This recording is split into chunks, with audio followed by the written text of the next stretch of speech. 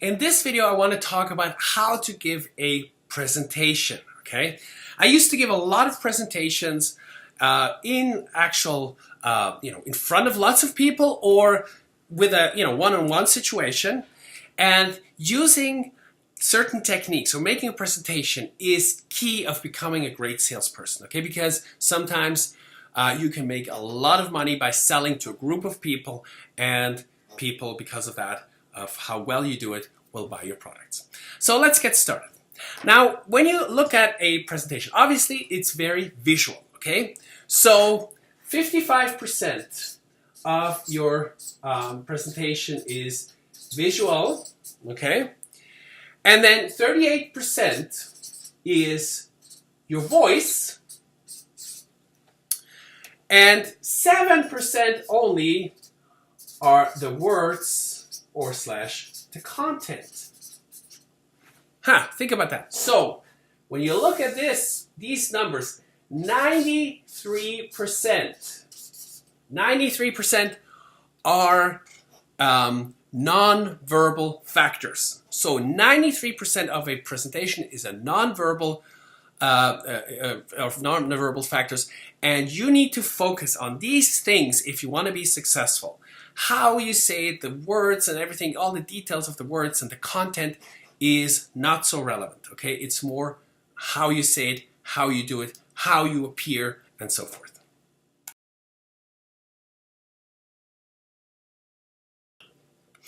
Now, when it comes to giving a presentation, you use PowerPoint, for example.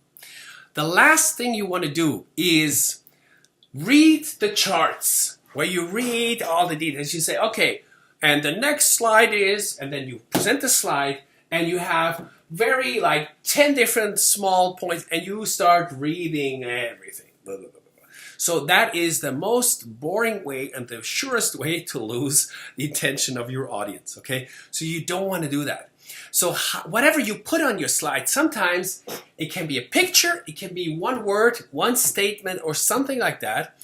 And before you even put it out there, what you do is you talk about it. So you need to be well prepared. So you need to know what you're going to say, and you need to know what the details are. So you can give someone a handout or something like that with all the information afterwards, but during your presentation, in order to keep your presentation exciting, you cannot read off each slide, okay? So that's the biggest killer, okay? Don't do that.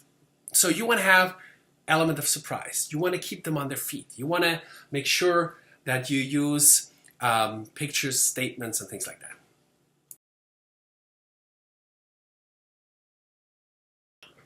Now, how do you structure a presentation? Well, typically, it's like a house, okay? Let's say this is the house, this is the roof, and here is your main message, okay? So you have your main message, whatever the goal of your presentation is. And then you have three columns. You have argument number 1, argument number 2, and argument number 3. And each argument is supported by facts. And basically, all those facts here, in the end, are your conclusion. That's how you want to structure every presentation. 3 main arguments supported by facts will support your main message and lead to a conclusion.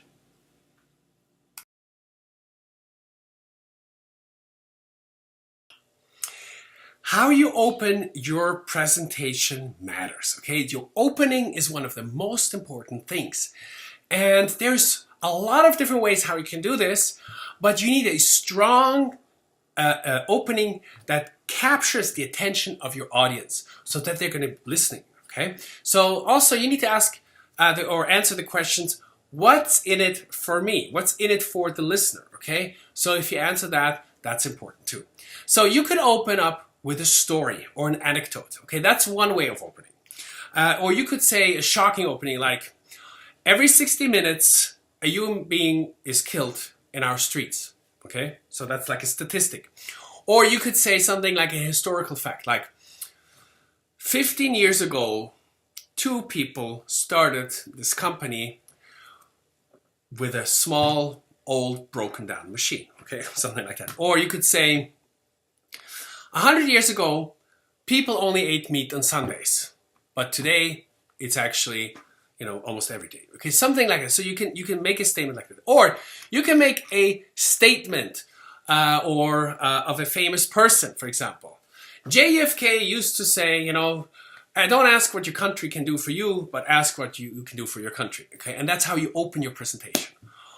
Or Einstein said, the biggest force in the universe is compound interest. Okay, something like that. Or you could say, the President of the United States announced yesterday the following thing. Boom. Okay, that's how you open the presentation.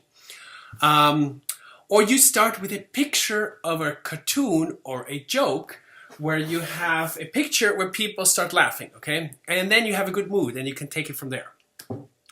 Or you can have a picture that's somewhat shocking where people are like, oh my God, what is this? Oh, no, like some emotional picture, something that gets the, obviously, audience thinking, okay?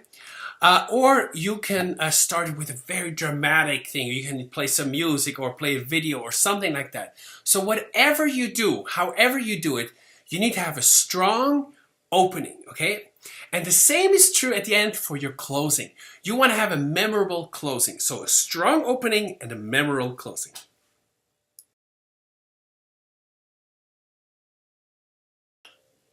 I also want to encourage you to be creative. And sometimes you can start your presentation with a game, okay? People love games. Do something entertaining because you're an entertainer in front of the group, of the audience. You could also say, well, look under your seat because someone under their seat has an envelope with $100 in it. And then people go, oh my God. And you see, so you need something interesting. So don't make it like everyone else. Don't make it boring. Make it exciting, be creative, use games, use stories, do something funny, do something exciting, something interesting, and then you'll have the attention of your audience.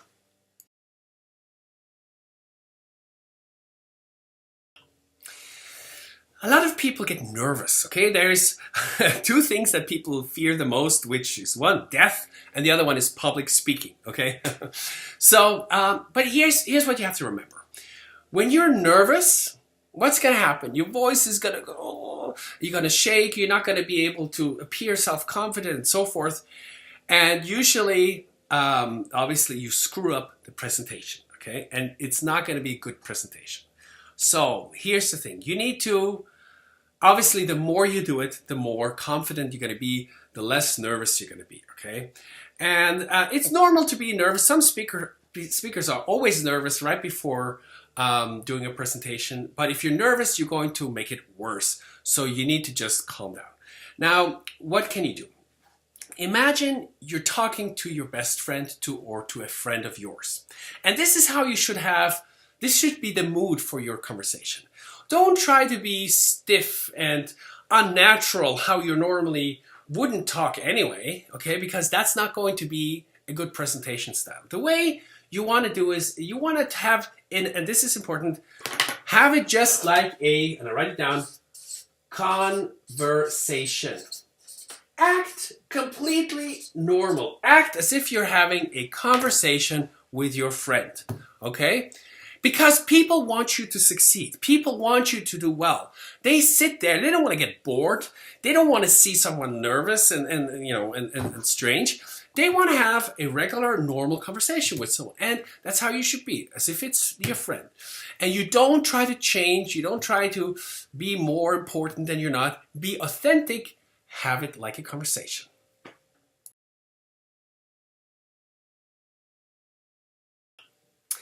Now, how do you handle questions during a presentation? And there are several ways how you could do this.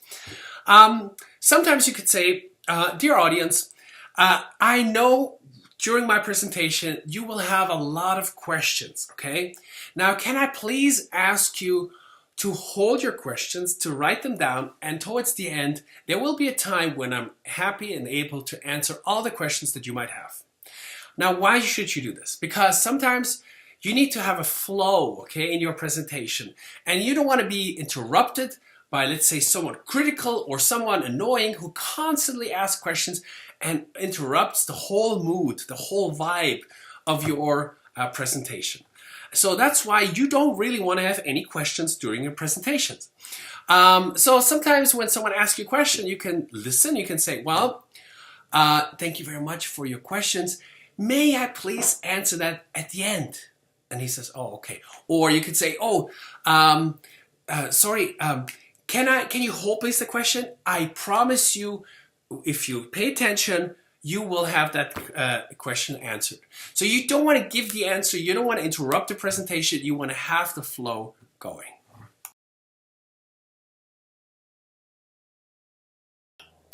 Now, when people ask questions, okay, you have to deal with 8 different types of people or questions, okay? And I want to start with the aggressive type, because very often you get someone who's very critical of you or your topic, and they're going to be disruptive, and they want to be heard. They want to say what they have to say, okay? And so, more than often, it's not necessarily that they do this on purpose. They're just very emotional about the topic, and what they want to do is they want to be heard or recognized, okay? And sometimes this is what you could do. You can ask, let's say you get the question, you can ask the person to repeat it a second time. Now, when a person has to repeat it a second time, it takes out the aggressiveness a little bit from the question, and he is kind of calming it down, okay? So he's trying to be more rational and less emotional. Okay? And then ask yourself, why is he asking that question in the first place? Sometimes you have someone in the audience who thinks that they know the topic better than you. Okay? So instead of saying you are wrong and get the hell out of here, you want to have him work with you or for you.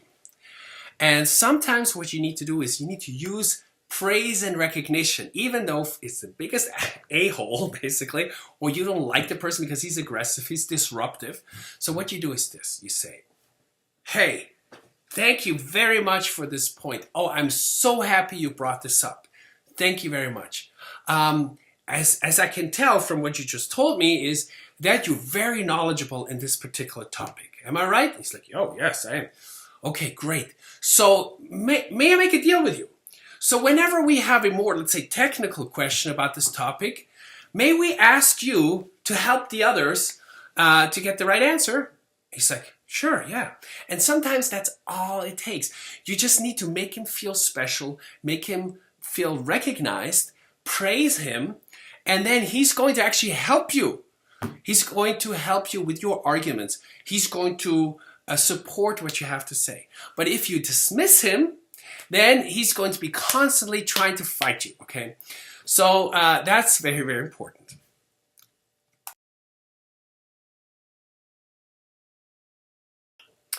Then there's the submissive type, basically the opposite, because some people are uncomfortable getting all the attention from the others, from the audience, and they feel uncomfortable in the spotlight.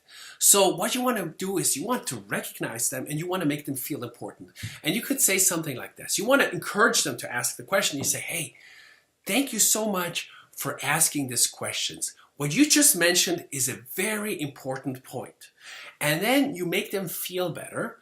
And then you answer it. So remember, there's never like a dumb question. So you cannot just smash him down, or he's already unsure and his self-confidence is not high. So you don't want to kill it, you want to encourage it, okay? And by doing that, by giving praise and recognition and making the other person feel better, you will get that person's support. And the more people support your entire presentation, the better your presentation will be.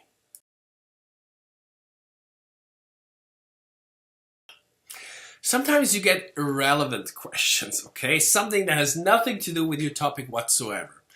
And some people are that's just the way they are. So don't get caught up in those questions. So if someone asks you a weird question, okay, then you have to return the question and say, ask him to formulate his questions in a more specific way. What does he really want to know? So then he needs to kind of rethink and ask, what does he really want to know? So don't give those kind of people too much time and attention, because really it confuses everybody.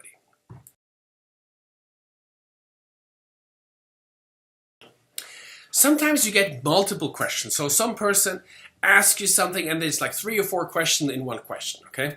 And what you want to do in that kind, you need to figure out whether or not that person is an important decision maker, okay? So what you want to do is you want to break those questions apart and answer each one individually and separately, okay? So you don't want to give a general answer. So you just want to bump. So you want to break it apart and do one after the other after the other.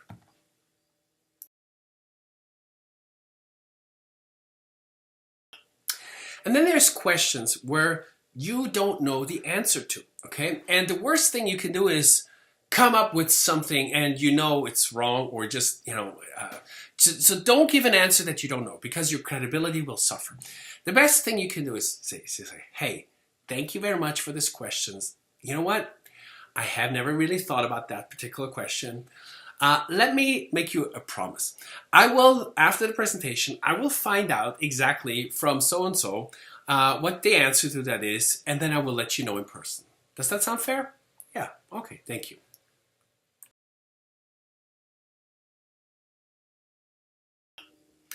Now remember, there is a formula in how you respond to almost anything. Number 1 is praise and recognition.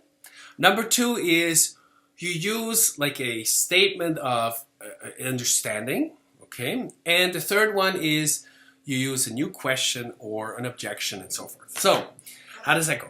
For example, Mr. Klein, thank you very much for this question, or that's a great question, or thank you for bringing this up. Now, expression of understanding. If I were in your shoes, I would feel exactly the same.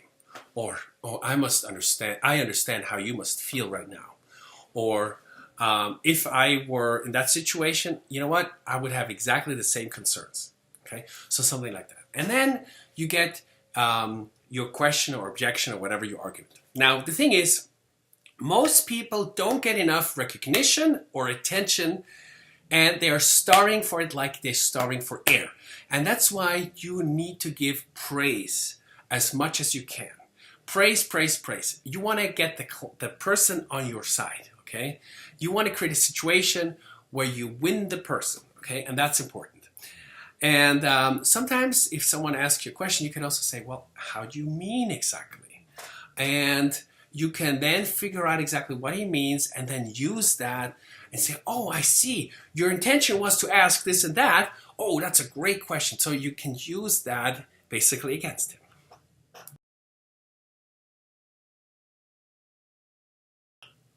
Now, one of the most important things when it comes to a discussion or argument is the following thing. If someone, I want to write it down.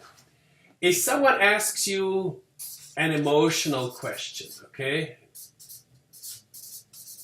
What you must do, you must counter with a rational argument or with facts. Rational or facts, huh? And if someone comes with facts, you must counter with an emotional argument. And that is key, because sometimes in a discussion or a debate, for example, usually somebody says something like, all you care about is money. Okay, so what kind of statement is that? That's an emotional statement. And then you can answer, well, I can understand your concern, but fact is that 95% of the money that comes in goes straight into those projects, and only 2% are for administration, and 3% are left for profits. So if I only cared about money, then obviously those numbers would look a lot different. So I gave him all facts, okay? So I focused on the facts. Now, if the statement is something like, you said that 95% of your money goes into the projects, I don't understand why you spend 2 million on administration, okay? So those are rational facts, okay? Well, how do you counter? You say, well, dear Mr. Client, nothing works without having an administration in place. And in the end, it's important to make the world a better place. And if we didn't do that, then 50% of our people would be without a job, and obviously the state would have less taxes. And I think that the project that we do does a lot of good things for the community and makes a lot of lives better. Don't you think so too? So this was an emotional answer, you see? So you just want to, every time someone comes with facts, you argue emotionally. Every time someone comes with emotions, you argue with facts.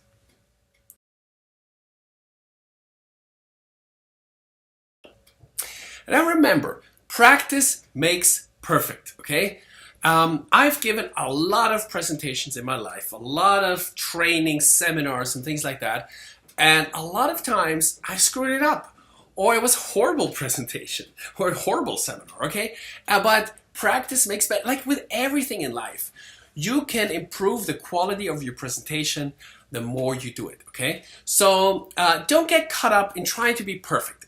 Be well prepared. Know exactly what kind of main message you want to get across. And that's the main goal, okay? What's the main goal of your presentation? Obviously, to convince people, to make a sale, to make a point, or whatever. And I was blessed when I was very young, at the age of 14, to already be a co-seminar trainer together with my father. And that was actually a sales and language learning training when I was very young. But then when I got older, when I was 22, I started giving sales trainings and trainings about investments for people, you know, about 60 people.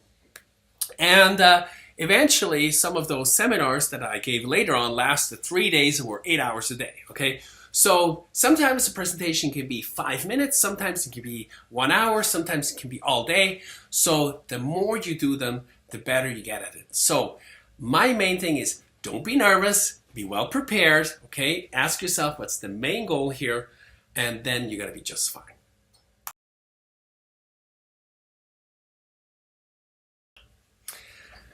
Remember, most people don't like complicated things. Therefore, you need to use the formula KISS, which is keep it short and simple.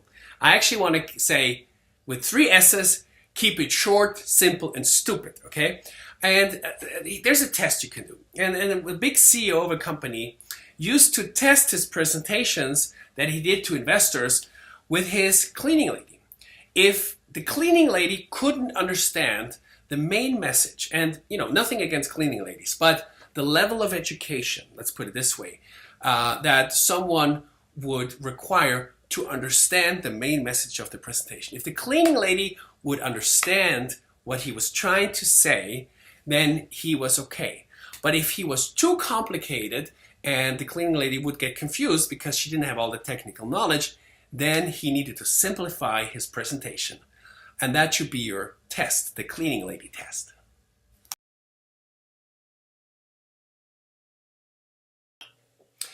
There was a British Prime Minister many years ago, and he had a big presentation in front of a large audience. And what did he do? He didn't give a 1-hour speech, but people expected him to have a 1-hour speech. But what did he do instead? He went up there, he looked at the audience, he was quiet, and he said only the following things. He said, never, ever, ever give up. And then he packed and left the stage, and that was the end of it. So what was the goal?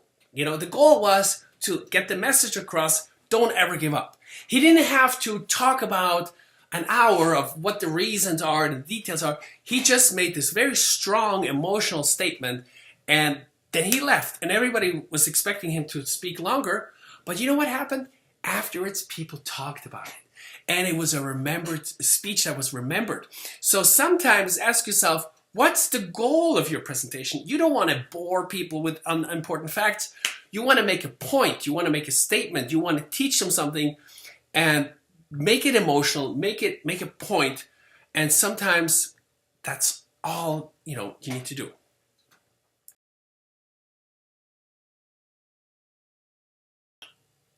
Now, you want to use pauses in your presentation, and those pauses should be intentional, where you make a pause after, let's say you make a statement or you show a certain picture, and you want to let it sink in because it brings up emotions. You can make an actual point by pausing. it will go much deeper under the person's skin. And that's what you want to do, okay? So you want to get it out of the heads and get it into the emotion.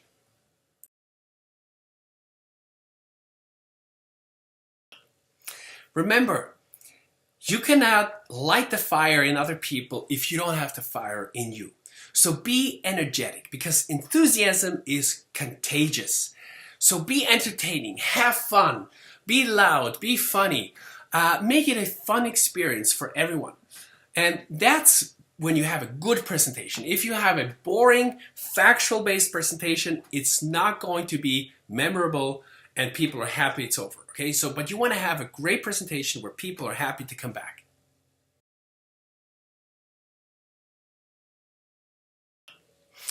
And finally, realize that people want you to succeed. People want you to do well.